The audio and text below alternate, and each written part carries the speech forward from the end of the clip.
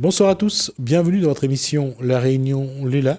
On va reprendre le chemin de la plaine des Cafres. On va aller voir comment évolue le conflit qu'il y a là-haut. C'est dans Cosmo Réunionnais.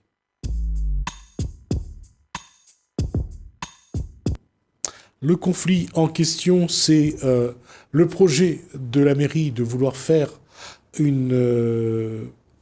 on va le développer, mais de faire un projet sur un endroit que l'association Domo de la Plaine n'entend pas. Bonsoir Gilbert Laporte.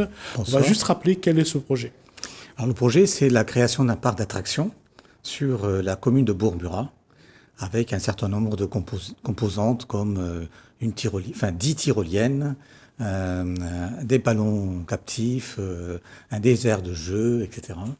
Et bien sûr, nous sommes contre à la fois sur l'aspect gêne occasionné à la population de Bourg-Murat, parce qu'il sera au pied des tyroliennes, quasiment, et également des atteintes à l'environnement, aux espèces florales, la faune également, sur ce terrain. La question, ça a toujours été, là, pour vous, l'objectif, c'est de faire en sorte que ça ne se fait pas. Parce que ce projet, pour vous, n'est pas un bon projet. Voilà. Pour être clair, nous ne voulons pas de ce projet. Nous entendons bien qu'il y a un besoin de revitalisation du bourg, mais ce n'est pas ainsi qu'on doit le faire. Donc nous nous opposons, là je dis clairement, au projet du maire du Tampon. D'accord. Alors, on va rappeler des démarches que vous avez déjà effectuées. Alors nous avons participé activement à la concertation préalable qui a eu lieu il y a bientôt un an, au mois de juillet 2021. Nous avons participé, comme la loi nous autorise, à venir écouter le projet, à débattre avec les représentants de la mairie. Nous n'avons pas été satisfaits des réponses qui nous ont été données. D'ailleurs, il n'y a eu aucune réponse à nos questions. La mairie s'est contentée de nous présenter son projet comme si c'était déjà fait, alors qu'elle était là en consultation de la population pour faire avancer le projet dans le bon sens. Et comme il n'y a pas eu d'écoute de la part des autorités municipales, nous nous sommes associés dans une association de la 1901 pour nous faire mieux entendre, parce qu'effectivement, en tant qu'individu, on avait l'impression que la mairie n'accordait pas beaucoup d'attention à ce qu'on pouvait dire.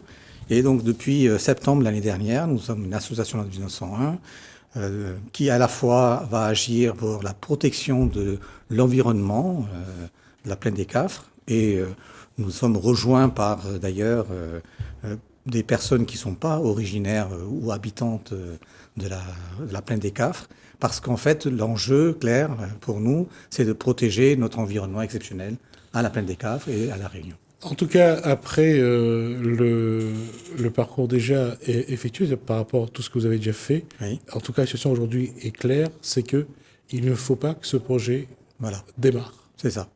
Nous ne voulons pas de ce projet. Comme dans toute concertation publique préalable, on attend toujours à ce qu'il y ait la possibilité de discuter sur un projet alternatif. Il n'y a pas eu de projet alternatif présenté par la mairie. Et donc, nous avons, à l'association, conçu un projet, élaboré un projet que nous avons soumis à la mairie.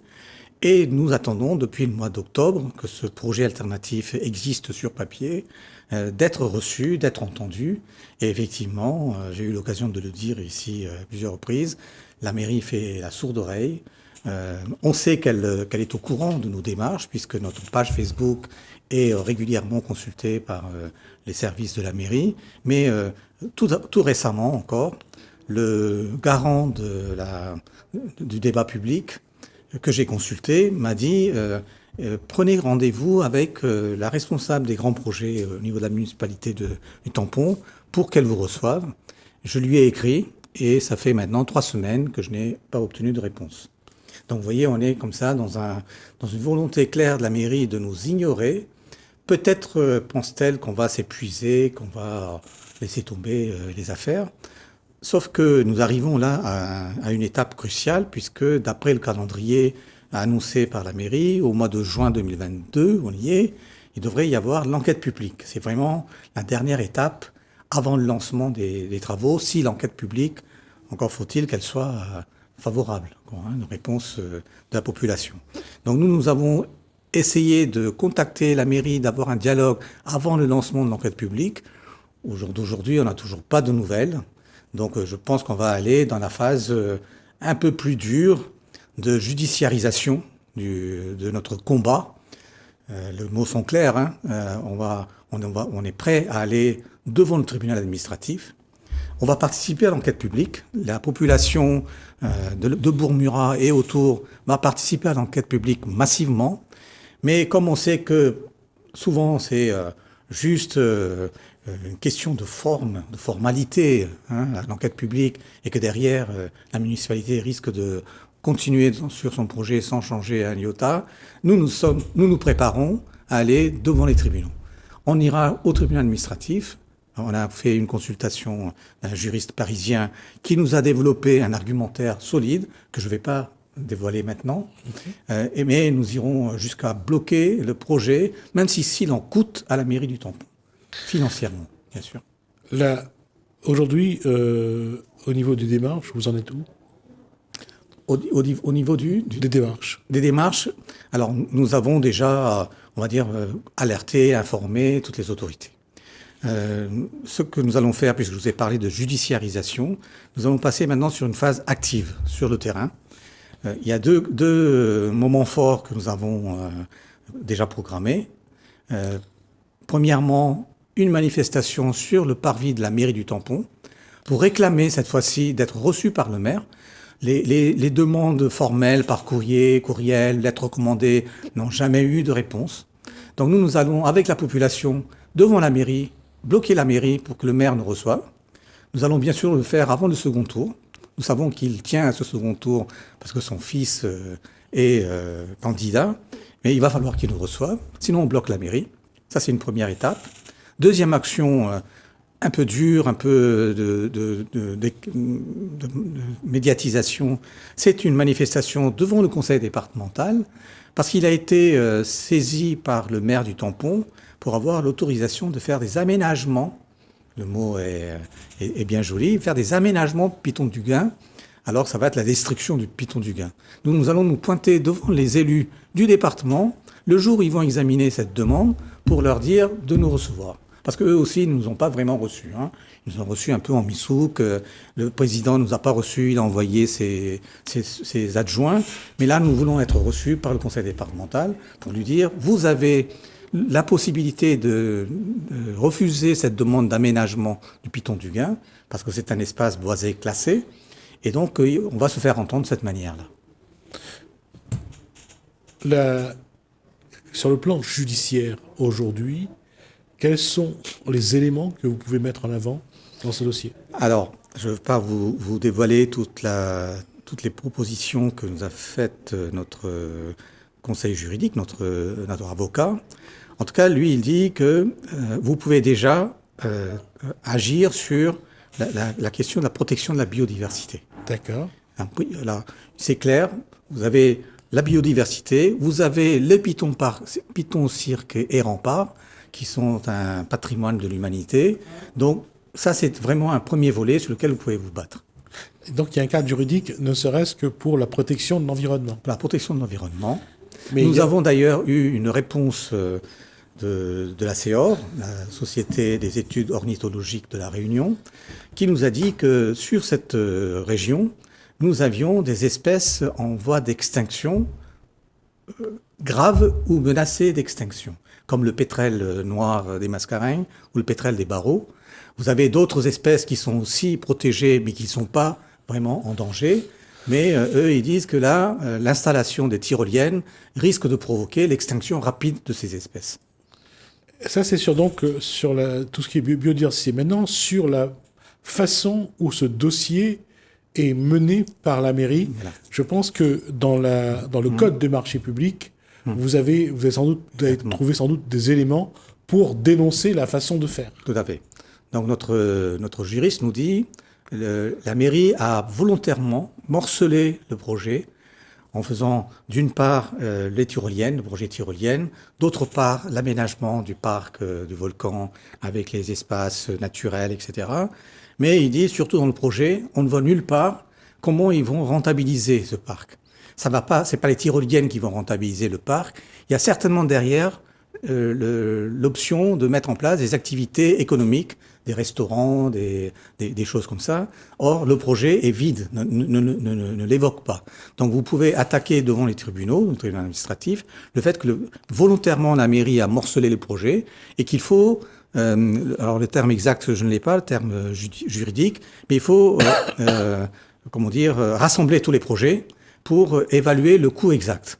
Et le juriste nous dit, la mairie n'a sûrement pas les moyens, les épaules assez solides pour porter l'ensemble de ce projet.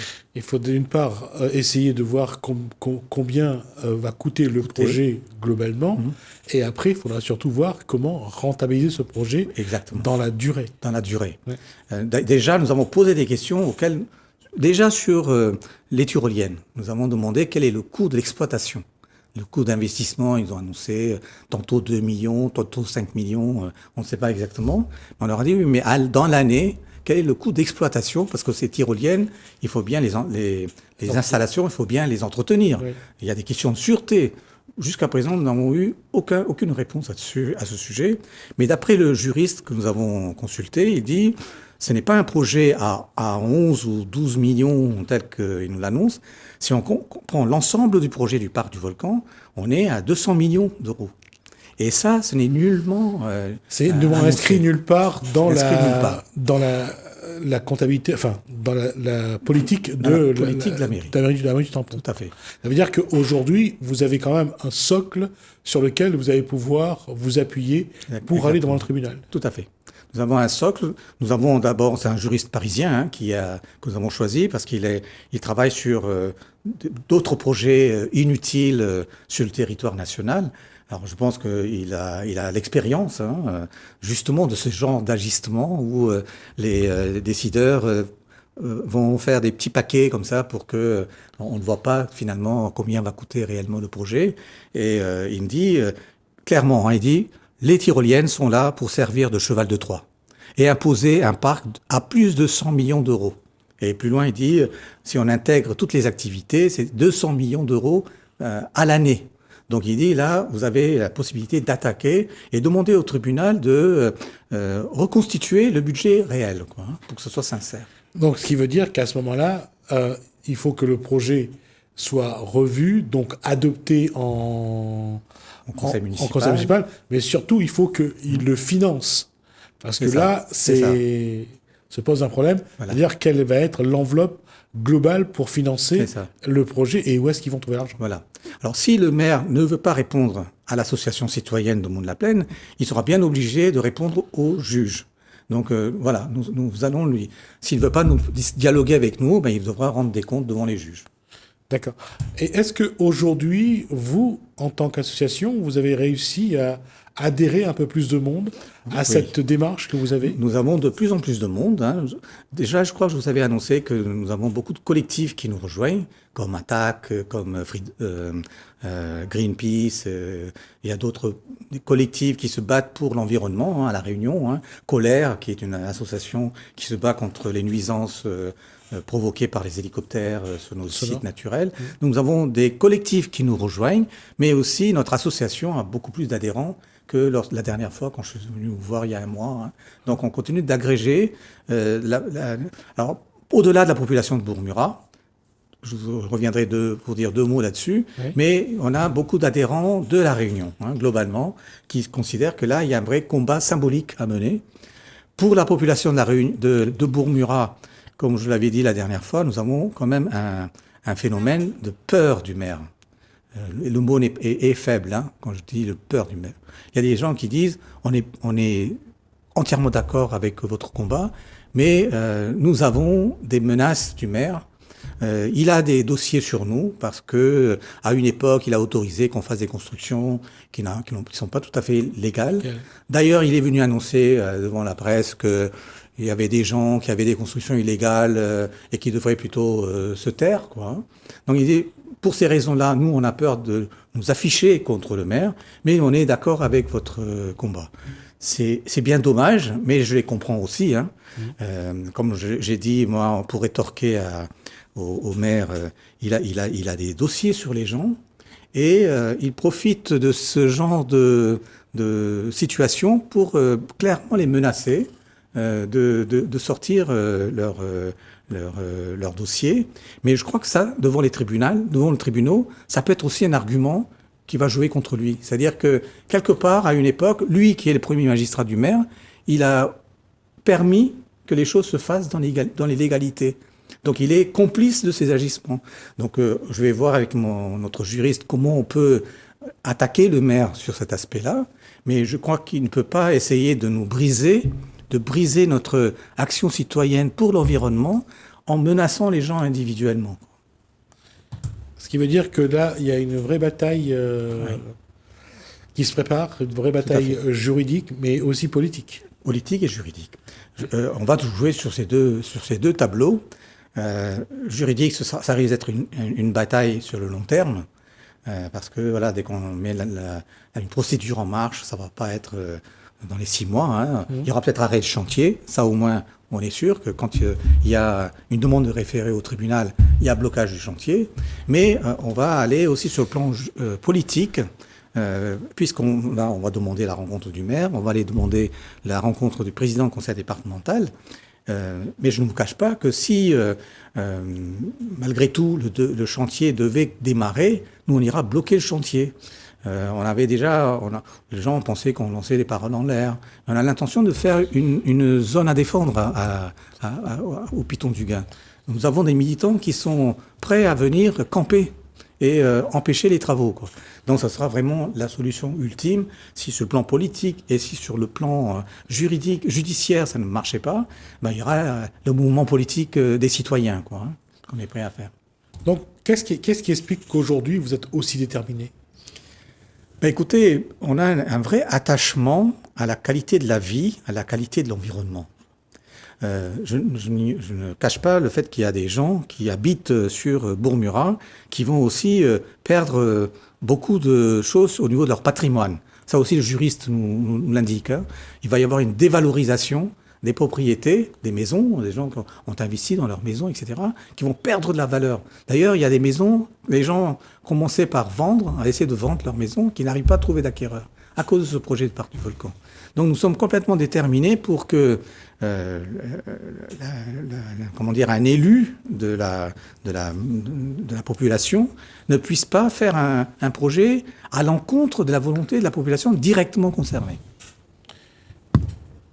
Ce qui veut dire qu'aujourd'hui, il y a une vraie démarche auprès de la population.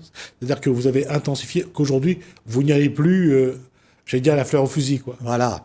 Moi j'ai été l'objet au sein de notre mouvement un peu de critiques de la part de mes amis, hein, qui disaient que j'étais procédurier, que j'essayais d'aller au dialogue et que ça ne marcherait pas.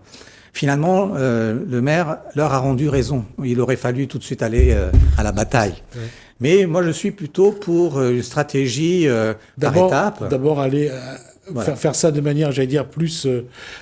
pas amicale, mais essayer d'abord de dialoguer pour voir si on peut trouver une solution. Donc vraiment montrer que la bonne volonté que nous avons mis en avant n'a pas été entendue, n'a pas été respectée par le maire. Et bien là, s'il veut la bagarre, parce qu'apparemment c'est ce qu'on nous dit, hein, le maire quand il a décidé, on peut pas, il faut se plier. Non, il y a des lois, il y a des façons de faire avec la population. Le dialogue avec la population est inscrit dans tous les textes de loi. Donc, s'il veut aller à la bagarre, là, on a décidé qu'on a usé toutes nos cartouches, hein, en matière de dialogue. On va aller devant les tribunaux et il faudra qu'ils viennent s'expliquer. Quelle va être pour les semaines à venir la démarche, j'allais dire l'action principale? Alors, déjà, continuer à maintenir la flamme. Hein. Quand je vous dis ça, je ne vous cache pas qu'il y a des moments où les gens se disent « il est quand même très fort, quoi. Il nous ignore. » Et on a l'impression que finalement, il a l'accord de toutes les autorités, l'Europe, la région, l'État, etc. Donc, soit il se sent très fort, soit il pense qu'effectivement, moi je le crois, il pense à ce que notre mouvement s'épuise, quoi, hein, en se disant À quoi bon, quoi. Donc ça, maintenir la flamme, ça c'est vraiment pour nous, responsables de cette association, un enjeu très fort. Parce qu'au moment où il faudra aller au coup de poing, il ne faut pas qu'on soit deux, trois. Hein. Vous connaissez, tout le monde, tous les gens qui sont d'accord avec nous viennent avec nous. D'ailleurs, quand on va faire ces manifestations devant la mairie pour entendre le maire, pour qu'il vienne nous recevoir, le conseil départemental, il va falloir qu'on y aille à plusieurs. On va pas aller à 3 ou 4. Pour la communication, c'est bien. On peut pas communiquer à 100. Mais quand il faut aller voir le maire faire le coup de poing devant la mairie, ben, il faut que la population soit avec nous. D'accord. En tout cas, Gilbert Laporte, on va continuer à vous suivre sur ce dossier, voir un petit peu comment ça va évoluer. On espère que vous trouverez, en tout cas, une solution qui vous arrange d'abord et qui arrange aussi la population de Tampere. Permettez-moi de vous remercier pour l'espace que vous nous offrez, parce qu'on ne peut pas dialoguer avec le maire directement, mais je pense qu'on dialogue à travers votre outil. Merci beaucoup. Merci Gilbert Laporte. Merci à vous de nous avoir suivis. Merci Alain, merci François. Je vous dis à bientôt.